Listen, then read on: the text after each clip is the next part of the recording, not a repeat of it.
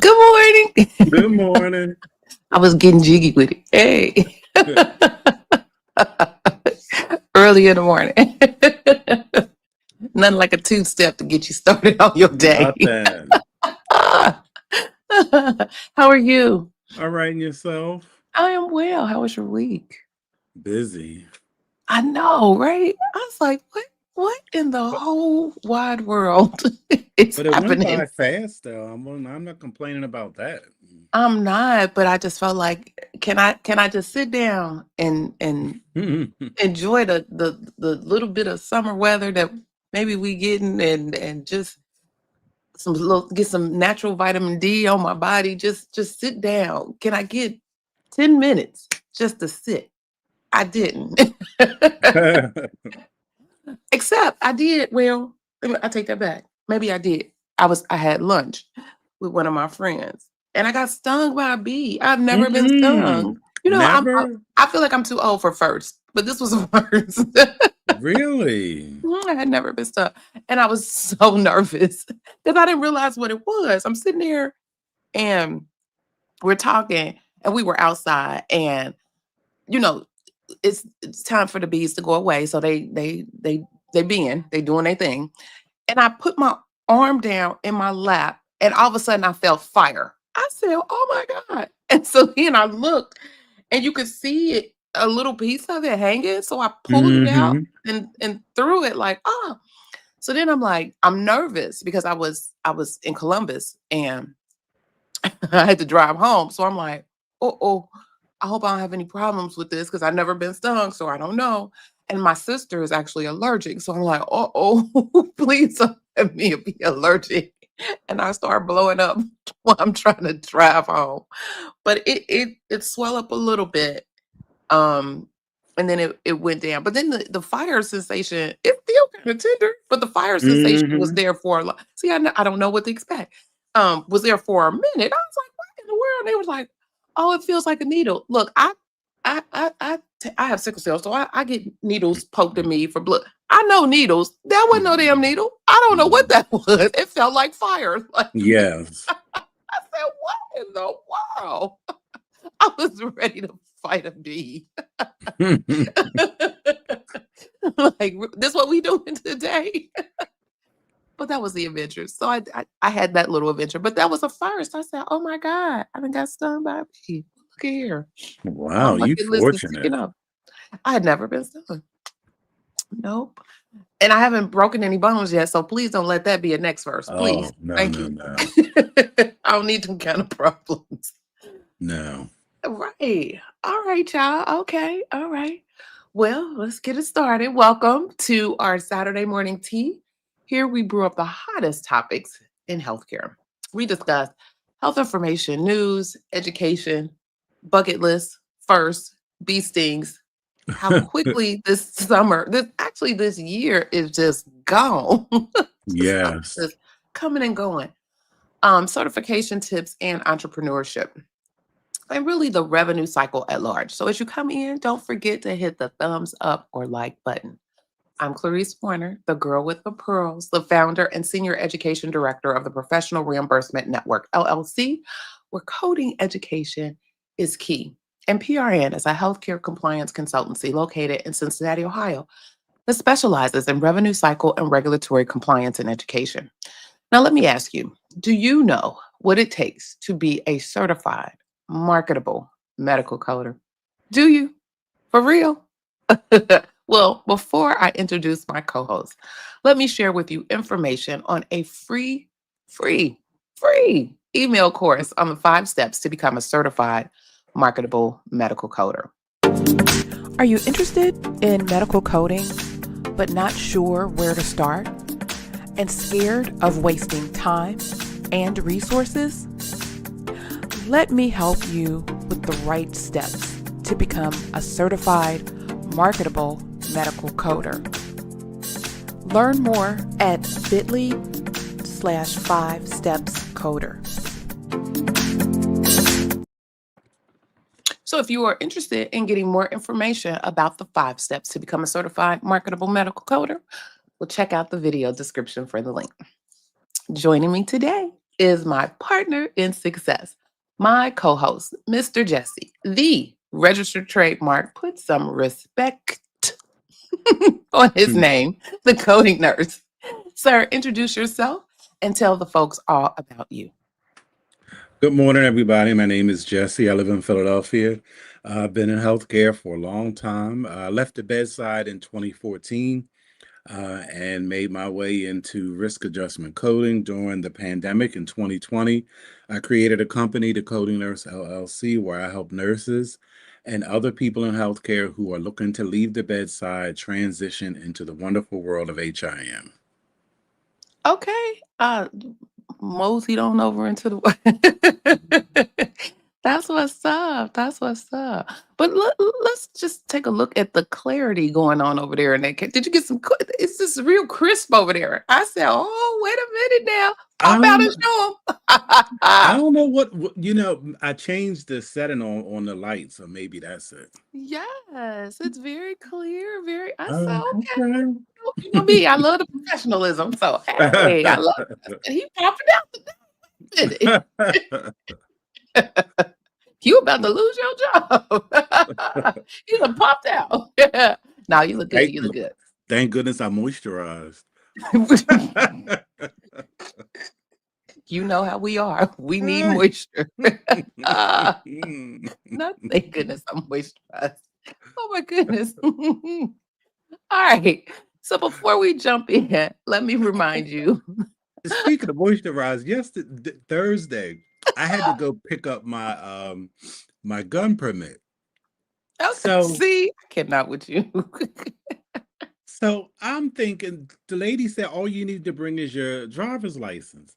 So I get there, the lady's like, um, take your glasses off so I can take a picture. I said, a picture? I said, if I'd have known, I'd have put on some eye cream. I'd have been ready. Yes. Look, I was just sliding in, trying to slide out. Yeah. Uh-huh. What you talking, lady? What you talking? Please be clear in your instructions Exactly. so that we know we like to prepare for things. Be clear, crystal clear, so that we know what we need to do. I love it. All right. So before we jump in, let me remind you that you can join in and add to the fun, the conversation. Don't be shy. Don't be shy. Your opinion matters and is welcomed here. So, friends, please use the chat. If you have a question, please type Q first so we know that it is a question for us and we don't miss it. I'm trying to see. How can I see questions over there? I don't know. I never know. I did the Instagram thing again, and I don't know unless I guess I don't want to go out because I think I'm gonna do something wrong. We're gonna leave that be where it is. Do you Yeah. have look at it on your phone? Mm, where is my phone? I think my phone is charging. Oh, that's a good. That's a good. Because Maybe when I I was doing Instagram, that's what I did. I just looked on my just look at phone. it on my phone. Mhm. Okay. Okay. Okay. Good to know. Let me put that. Bring your phone with you when you do the Saturday morning tea. All right. Well, for those who are just joining us or watching the replay, today we are talking Medicare's confusing AI signals. What you need to know, especially as a provider. So I think, let me preface this is probably more directed toward providers and those that work directly with them, so that you can assist them in making sure that they're doing things decent and in order. How about that? But first, let's get into our church announcements, shall we? Can we kick it? Yes, we can. All right. Mm,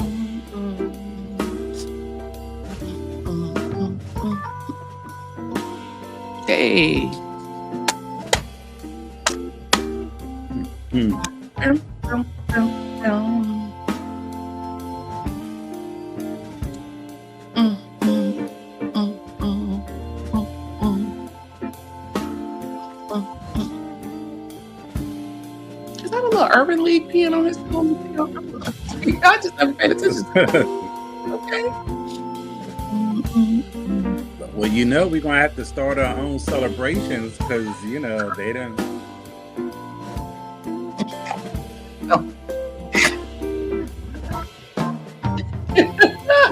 This week has week. I promise you. Mm-hmm. All fronts. All fronts. Okay. Turn this down.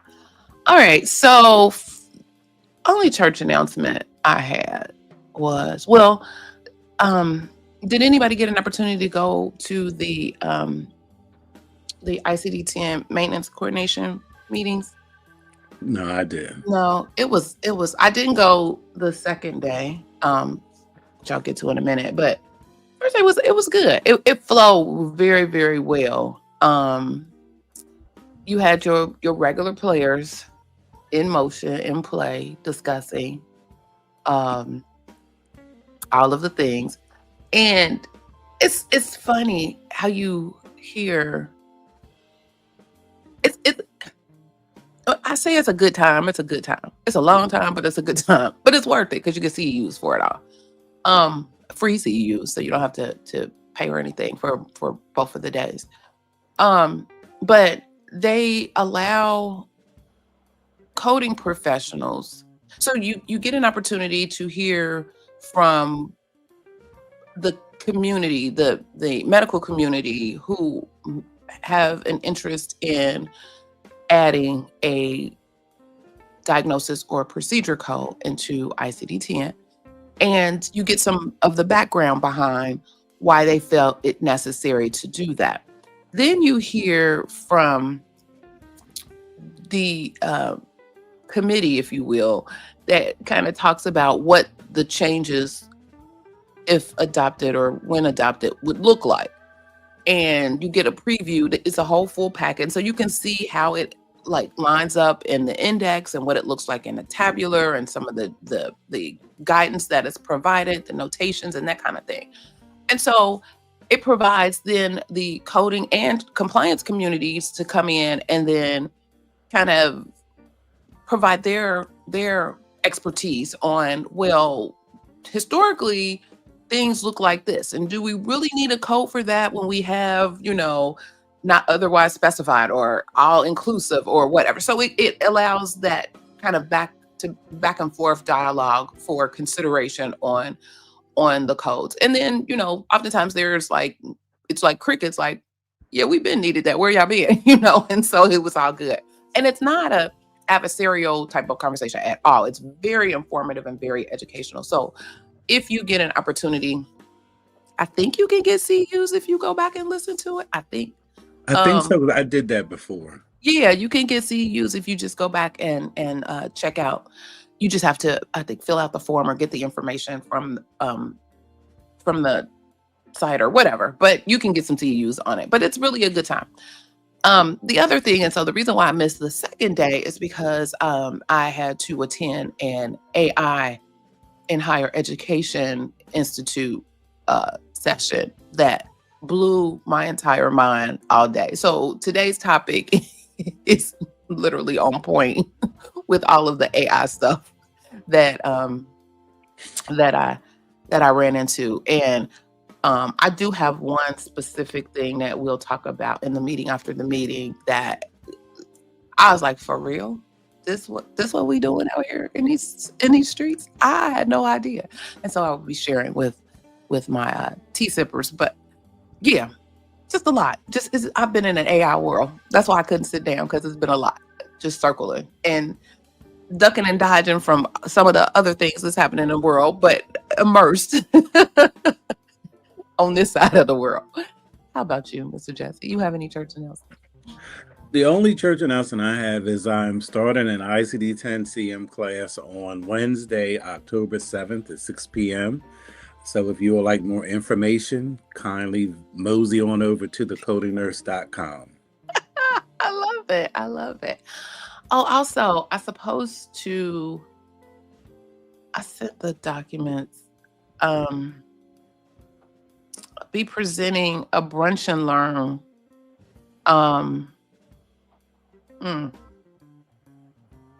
I done drew a blank. I think it's the 16th, October 16th. Um, yeah, I'll get more information. I will talk about. I thought I was going to talk about it closer to it, but yeah, I'll be presenting a brunch and learn um, on some lovely healthcare revenue cycle topics Okay. near you. So more information. I'll get more information on that. All righty, all right.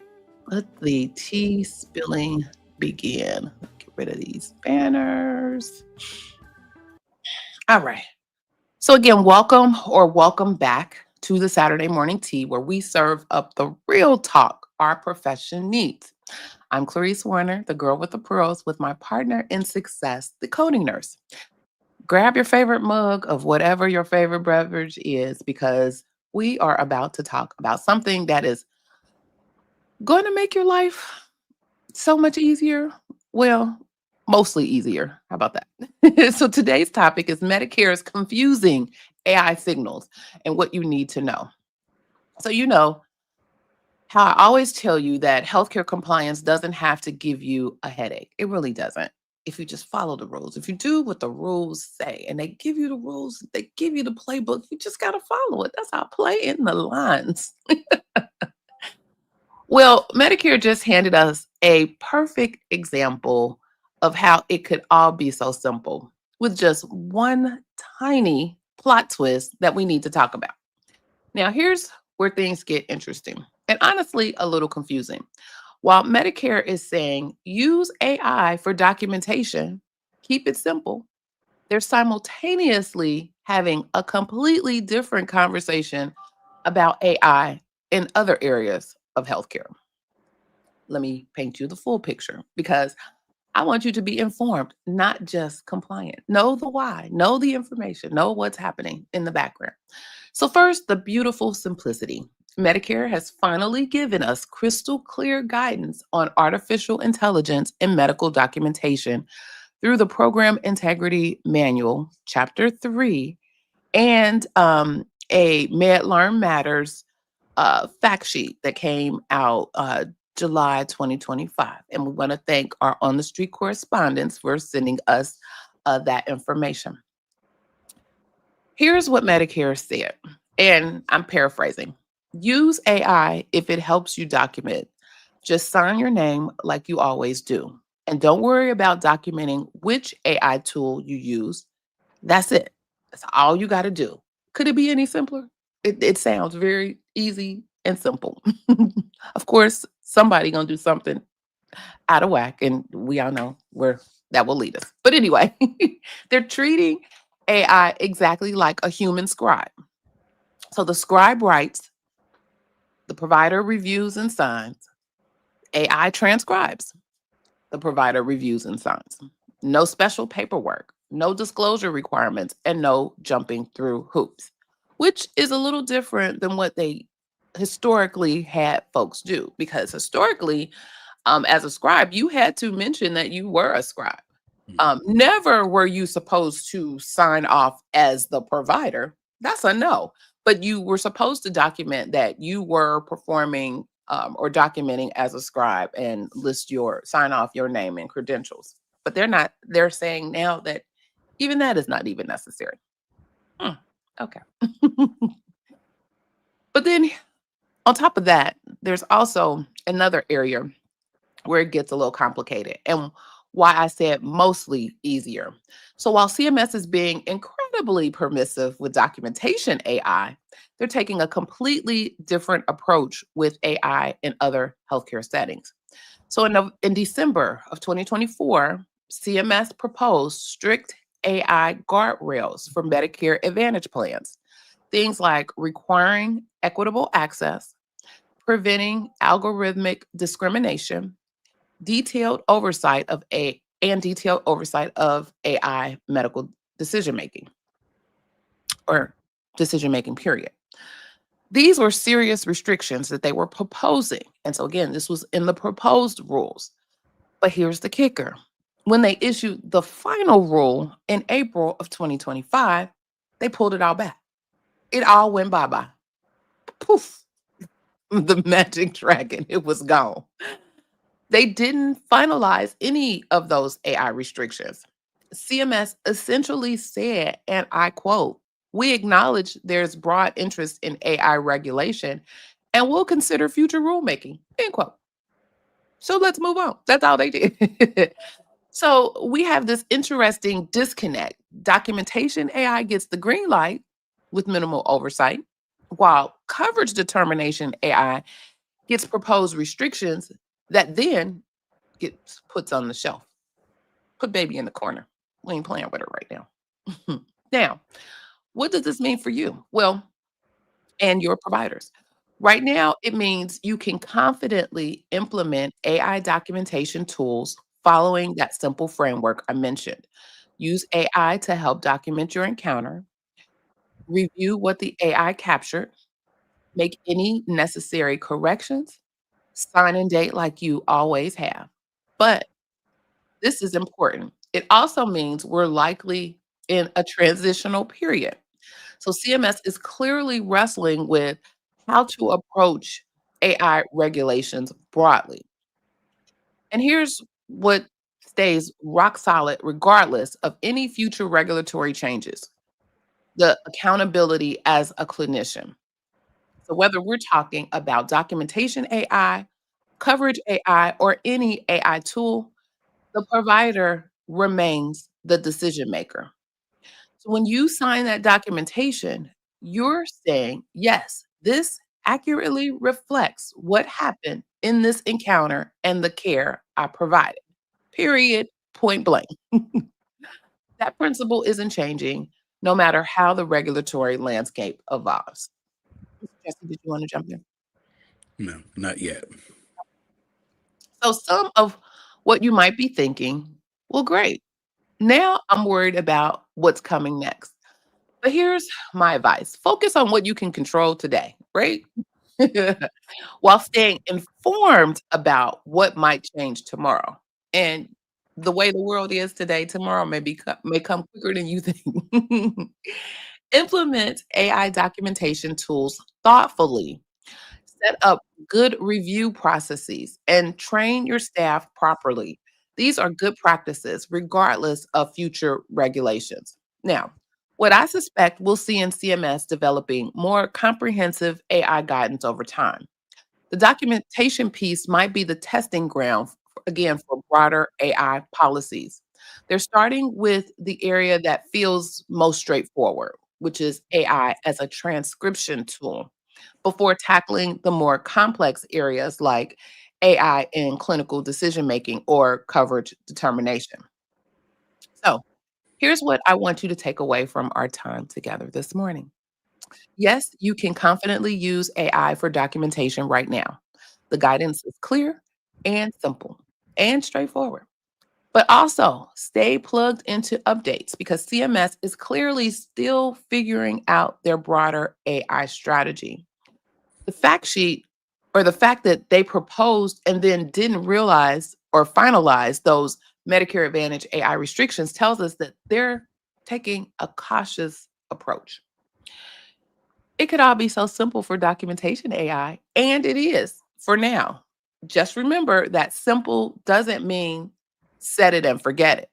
So stay engaged, stay informed, and keep that clinical judgment front and center. Mr. Chester. Now I have a question. So when they have these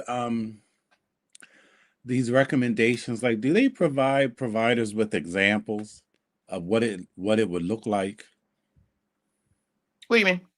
in terms of like using AI for documentation or using AI to assist with documentation?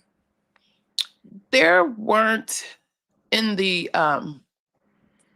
manual, there weren't any specific examples.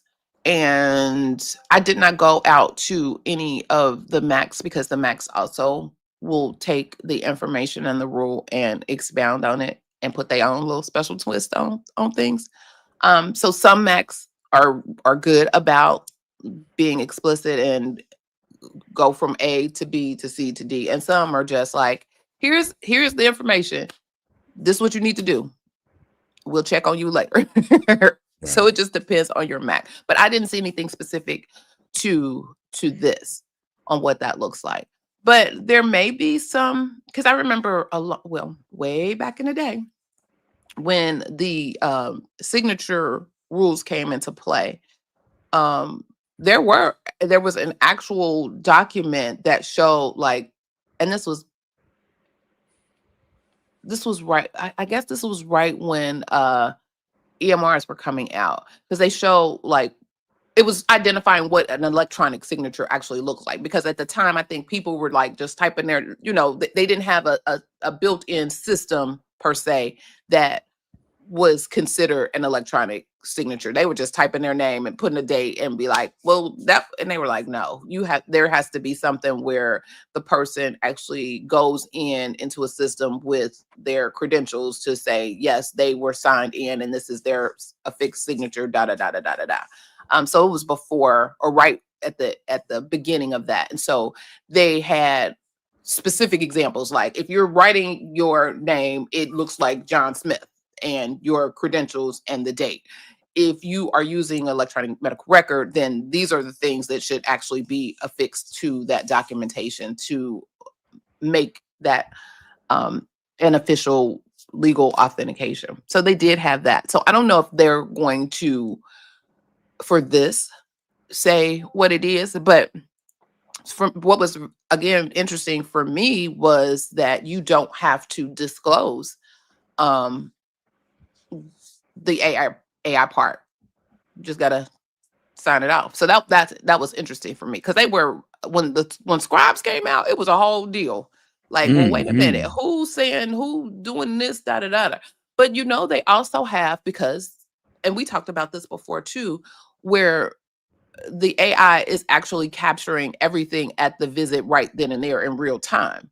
Right. So again, there are some hiccups, because I had a visit with my mom and her doctor, who asked, is it okay? And I was like, yeah, because then I wanted to see it and then he couldn't bring it up, and I was like, see, what is this?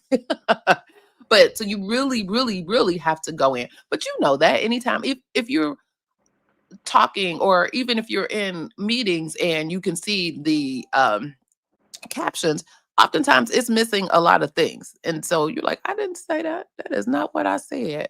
Um, why did it hear that? So yeah, you would still, even for that purpose, but definitely as a medical provider, you need to go in and make sure that it captures the spirit of what happened and what your um, medical decision making was for those visits. I know that was a whole long diatribe just to answer your one question, but yeah.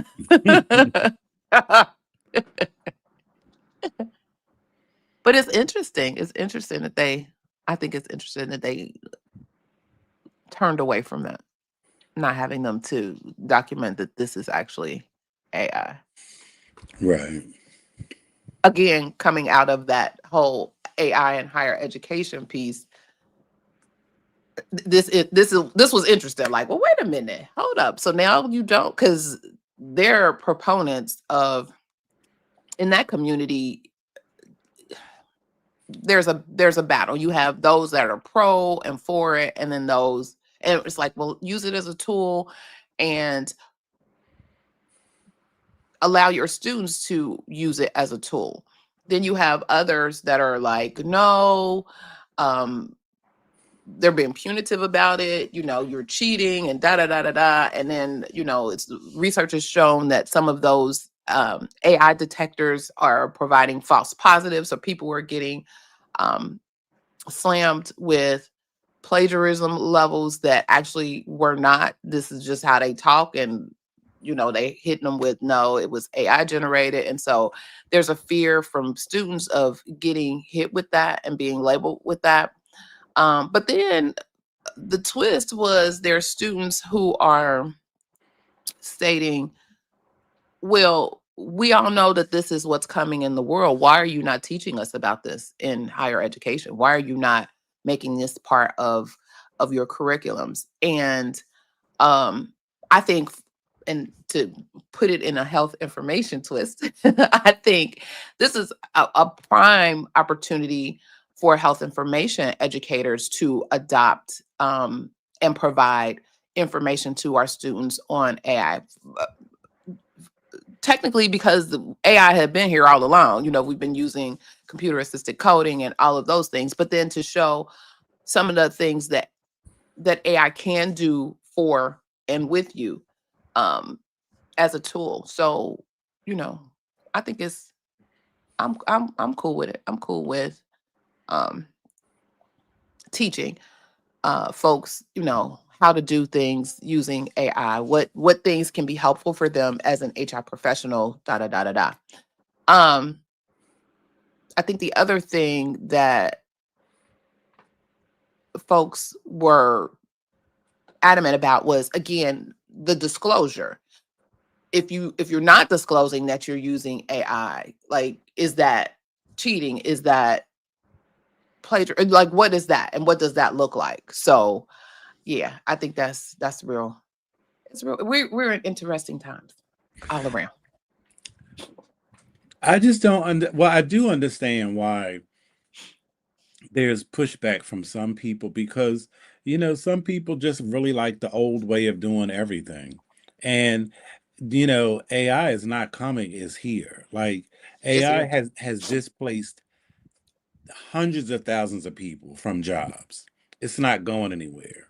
And for somebody in a in a curriculum to get upset about somebody using AI to write a paper, like, come on now. Like, it's way bigger fish to fry because there are people who are out here using AI to create entire projects that they get paid for. So if I'm paying you for this class and I go and have AI print out a 10-page paper, if it has all the requirements, give me my grade. Right. And I'm a rubric girl. Here's the rubric. Mhm. This is what you need to do in order to get this grade. Hit them points, we good. Right. We good. Because the the hope is that when you use AI to search and you get certain information back, some of it is stuck or some Mhm. of you learn and Mhm. during the process. That's the Mhm. whole purpose of education, period, to learn Mhm. through the process. Mhm. So, Mhm. And there's especially in certain, I guess, higher education circles, you go to school to it's about knowledge. It's about knowledge gaining and knowledge retention and regurgitating the knowledge that you learn. But then in some educational arenas, again, I likened it to HIM or HI. We're about doing. And so we're showing you and you're doing things, and we're showing you how to do the thing. Um, Medical coding as an example. We're showing you the skill. We're showing you to be able to do those skills. So, yes, there's a knowledge piece involved with it, historically and why we do and all of the things related to that. And then the other pieces of what you need to do to be a certified marketable medical coder. But there's also a do. There's a skill. You have to learn the particular skill in order to do. So in my opinion, I think AI is very helpful in that regard by showing them and teaching them. Um, yeah, doctor, you took the mhm. words right out of my mouth. Teaching them the prompts, teaching them how do you go in. And the other thing is, y'all know my boyfriend, Claude. But I learned that there are other AIs that do other things, specifically other things. And so why not create an assignment or assessment that allows the student to create something, or use some background material, put some stuff in there, write the prompts, create something, and then go back and review it and then challenge the AI. So that's a reflection of learning. That's a whole piece package right there. And that's an artifact. That's something that you can take with you to say, hey, I have accomplished analytical skills because I have analyzed this information. I have proven, that this is the way it needs to be. I have then presented on this information. I mean, you are using AI as a tool to assist you in hitting a whole bunch of other competency points. And so why not? I don't know. I think it's a lot of it was fear.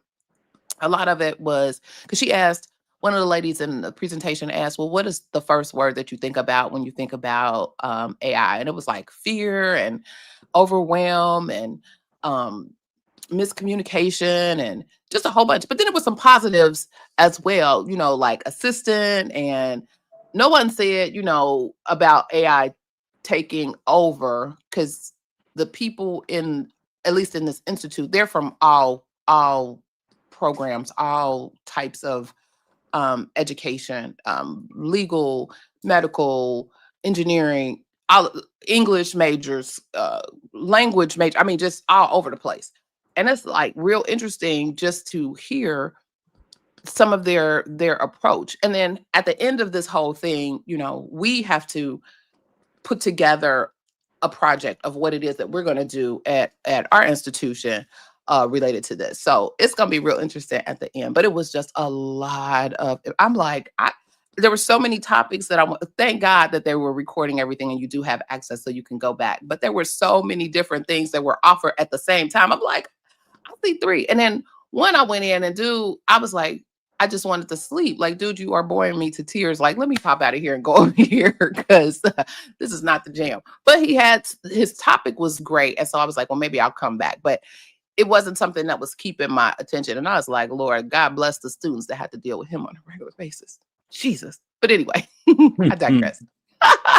So good morning, Dr. Jasmine. She says, been time. I've been talking to physicians and scientists about it for years. I have receipts, and we know you do. Teach them AI prompts and usage as a tool and not an enemy or bad word. I think that's the other thing. Oh, and what I learned is making sure folks understand the difference between AI literacy and AI fluency. And that was one of the topics that I wanted to go to, but I was in another thing, and I was like, I'm gonna have to go back and check them out.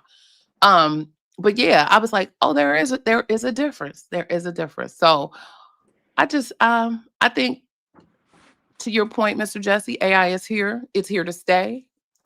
It's only getting better every single day. Human interaction is still vital and important and necessary. We've talked about this over and over again about, using AI as a tool to allow you or to free up some of the time and energy that you have to tackle some of the bigger, more complex things. I do think there's some masterminds in the background learning and tinkering and figuring out, because you can make AI an agent. I learned all kinds of stuff, but anyway, to do some other things. So there may be some more complex type of AI things coming down the pike. Oh, I shared in with the Patreon a couple of weeks ago. I was reading oh, I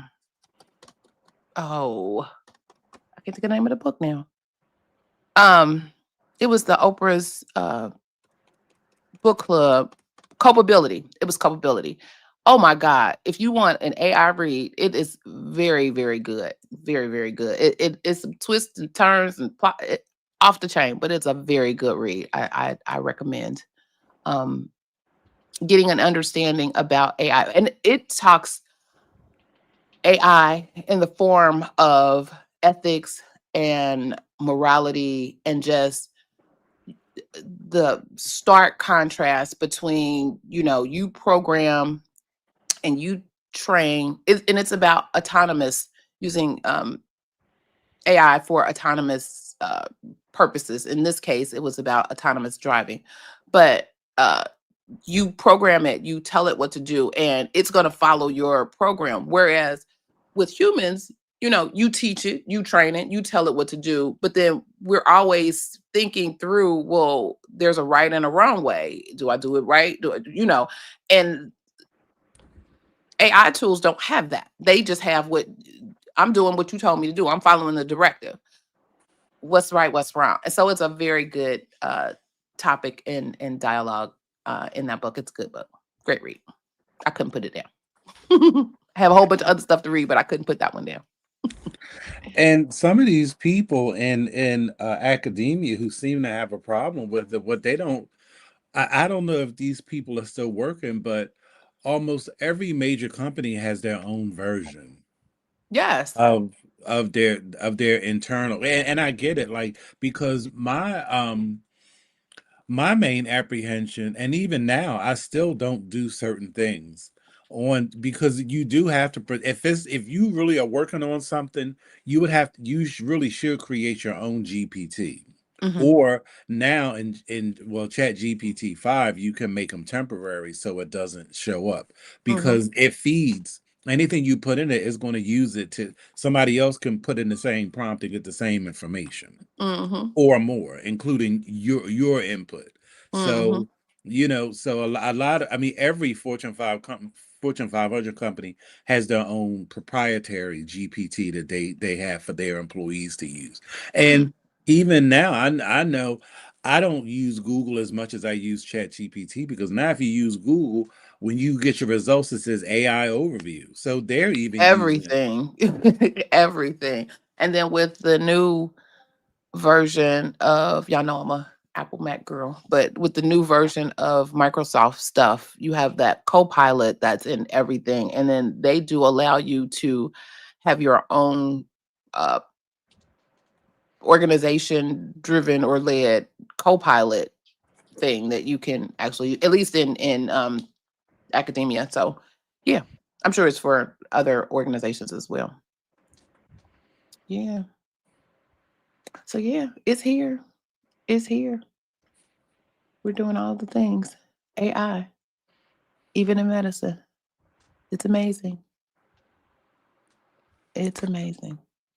I don't see it as a bad. It's not, because it's not going anywhere, whether you like it or not. It's not going anywhere. Right. And So really to just embracing, being informed, knowing, and being informed, but if you're fearful, if you're feeling some kind of way, getting the information about what it is and what it can do and how to use it is important, but just approach with caution and do some simple things, and just to play around, because I think it's the fear of um well, what is it? I don't know what it is. Oh, and that was another thing somebody was talking about, because they were like, they're calling everything AI, and everything is technically not AI.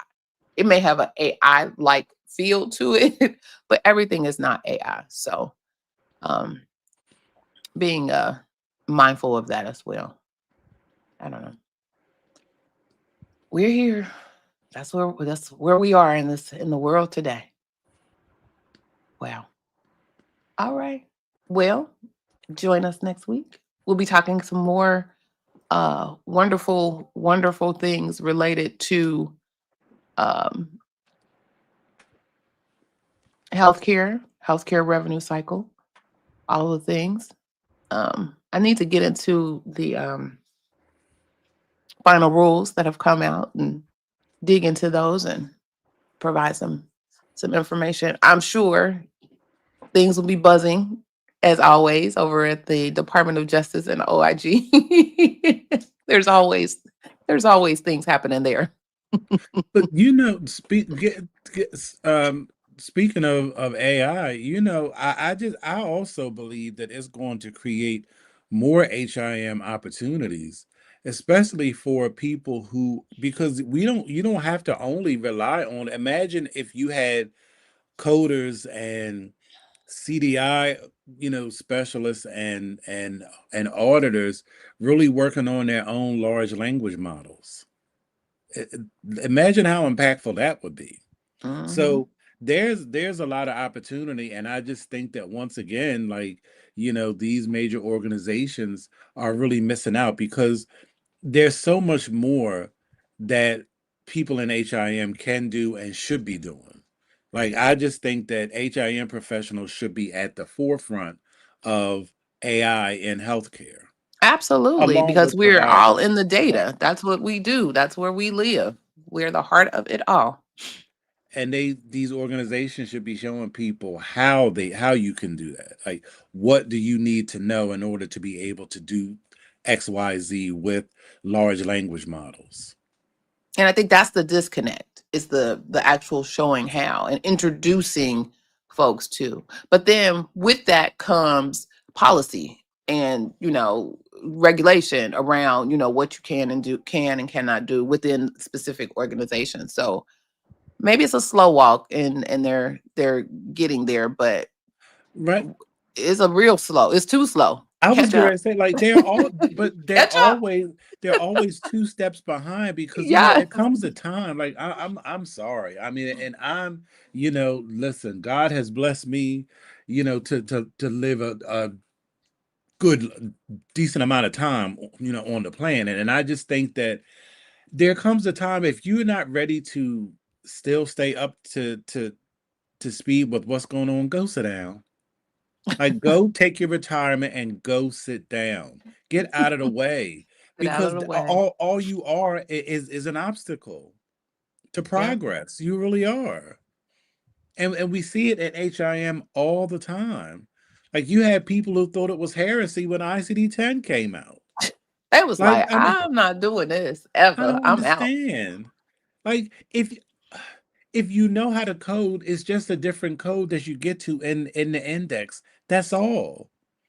And even with 11, whenever it comes out, it's going to be the same thing. It's You're the going to same. have to index it the same way. It might be a longer code when you get there, but you still are going to map it the same way. Mhm. But that's if you know how to code. Now, if you run one of them people around here, you know, Call it out. fake, Call a thing a thing. then, God help you. But, those that know. Uh, One of my colleagues was like, I think they could just put in stuff in Google and get a code. Oh, for real? Yeah, they do. Good luck with that. Good luck with that. Ooh, mm-mm. Without going through the steps. Unfortunately, the steps are there for a reason. But you can't go through the steps if you don't know the concepts. True. You have to know what the guidelines say in order to help with the steps, because I'm telling you, like, the I thanks to, our on the street correspondent, I done got hooked up with Wise so I'm, tutoring, and it always, every time I've ever tutored, it always comes down to you got to learn the guidelines. Then it makes sense from there. You just can't, like, they're trying to get to step 3 without accomplishing step 1. You have to have a foundation, and the foundation is always and will forever be the guidelines. Got to know the reasons why. Yep, absolutely. Dr. Jasmine says, I took 3 AI certs. Let me know if y'all want any information on them. Sure. She said, oops. Sure. You can put the information in the chat. Folks may be interested. Mhm. Seeing what's out there. I know that, and like the one lady I follow, she all over the place though, but I just be in amazement, like, it can do what? We can do what? We can figure out what? Who has the time? I don't. I just feel like everything it's moving so quickly and moving so fast that you just have to carve out and be intentional about the time to learn it, just like everything else. Um, we're in a field where we are professed to be lifelong learners. And when I tell you this adds to that, it just adds to it. Well, I It just adds wanted to to it. get better with making pictures of black folks, because I had to make a picture of me. I ended up looking like Carl Winslow. I swear I'm gonna fall out. Well, that's why more black folks need to use it. So we can be clear. I know I was looking for some because canvas, Canva. You got the teaching canvas and you got Canva. Yes. It has their little AI for helping with photos and images and stuff. And I'd be like, what's wrong? They be looking like creatures and monsters. What's wrong? We don't look like that. What's wrong? But not Carl Winslow. Shout out to Family Matters. Shout Yes. out. You're so silly. But yeah, I think that's some usage. I think that's some additional usage things where we got to, show A. But then I've seen some really beautiful things, and I'm like, well, what did they do? And I guess again, I don't know if it's, but if you showed it a picture, why did it do? You're like, in what world? Maybe it thinks you look like Carl. Apparently, because look, we all look alike, even apparently the AI. Oh Lord, here we go. Mm. We cousins. We all cousins. Mhm. Ooh, all right, y'all. Well, that is funny. That is funny. Well, again, we're going to talk about some additional healthcare revenue cycle topics that may come our way over the next week or so. Thank you for joining us this Saturday morning. It's a lot out there, but when we keep it simple, we progress. But we have to make sure our head is on the swivel because things are changing rapidly and we need to stay in the know. So stay alert. And you got this. We got this. Don't be overwhelmed by all of the things. We got it. Just, take it bit by bit. We'll get there. We got this. We got this.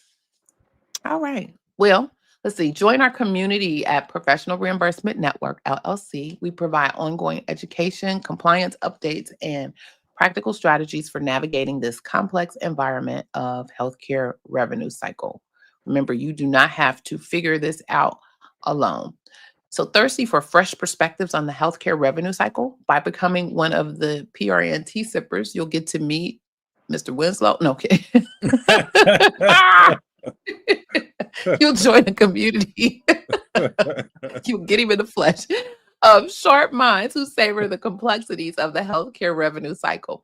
So why sip alone when you can steep in knowledge together? Come, let's spill the tea on industry insights. And here's what you can expect as a valued member of the Tea Sippers. Exclusive healthcare insights, so gain access to in-depth articles, webinars, and resources covering the latest healthcare trends, compliance updates, and revenue cycle best practices. Early access. Be the first to receive expert insights and guides, ensuring you stay ahead in the ever-evolving healthcare industry. I guess for this week in the AI industry, because I got some stuff for y'all today. Personalized support. Enjoy direct access to our team of experts for guidance on medical coding, compliance issues, and revenue cycle management. We're here to answer your questions and support your professional growth. And my personal favorite, the community connection. All right, all right. Join a private community of healthcare professionals where you can network, share experiences, and collaborate on finding solutions to common challenges. So, by supporting us, you're not only advancing your healthcare knowledge and career, but also contributing to the success of the Professional Reimbursement Network, LLC, a resource that empowers healthcare professionals like you to thrive in their roles, goals, and dreams. So thank you for considering becoming a member of the PRNT Sippers. For as little as $1 per month, you can join the community. So check out the link in the description of the video. Your support means the world to us, and we look forward to helping you excel in the world of health information and healthcare revenue cycle. Let's see, Dr. Jasmine said, I added my picture to AI and it created an image that looked like me. My photographer used it to style my upcoming headshots. All right, okay. Well, I think it may be in the prompting, maybe. I don't know. Hey, or maybe I look more like Carl Winslow than I realized. Maybe that's going to be my new name. Carl Winslow, the coding nurse. I'm about to holler. Sir, just make sure you're was you moisturized when you put that picture up there? Listen. Did you have all the Oh, creams? no, the picture looked, I looked hydrated. I just looked like Carl Winslow. That's all. I mean, and even put on I even had a suit and tie. Sir. Oh my God. Like, make it make sense. Did you ask it? Go back and ask it. You know you can go back to your chats and talk to it. Mm. Ask it. Why do you think I look like you? Oh my goodness. That is hilarious. All right. For our Saturday morning tea family, we thank you for spending your Saturday morning with us. I know your time is precious, and we don't take it lightly that you chose to spend it here with us. So at the Saturday morning tea, again, we're all about building a community of savvy, informed, marketable healthcare professionals. So like, share, subscribe, and comment, and let's grow this community together. Mr. Jesse, do you I'm nervous. Do you have any closing thoughts? No, I don't. You gonna show us that picture? Baby, it will never see the light of day. Oh my God. Be like, who is that man? That is not, who is that? Harpo, who that man? Harpo, who that man? All right. Well, keep in mind, it could all be so simple when you focus on what truly matters. And today, what matters is staying informed, staying prepared,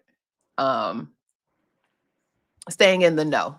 Those are the things that will matter for us today. And then making sure that we work together to make healthcare better for everyone. So, again, tune in next week. We'll be discussing another hot healthcare informational topic and that you won't want to miss. And see you PRNT sippers at 10:15 Eastern Daylight Savings Time. This is Clarice Warner, the girl with the pearls, reminding you that in healthcare, knowledge isn't just power, it's protection. And remember, be safe, be kind, and don't wish for it, work for it. Until next time, take care. Have a great weekend. Bye.